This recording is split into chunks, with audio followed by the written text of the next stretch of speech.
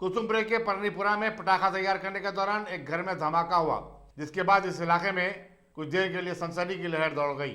Police के मुताबिक जरीना बेगम और उनका बेटा शाहनवाज जख्मी हुए, जिन्हें दवाखाने उस्मानिया को मुंतकिल किया गया। कुसुमपुरा पुलिस ने एक मुकदमा दर्ज करते हुए तहकीकात का आगाज कर दिया है।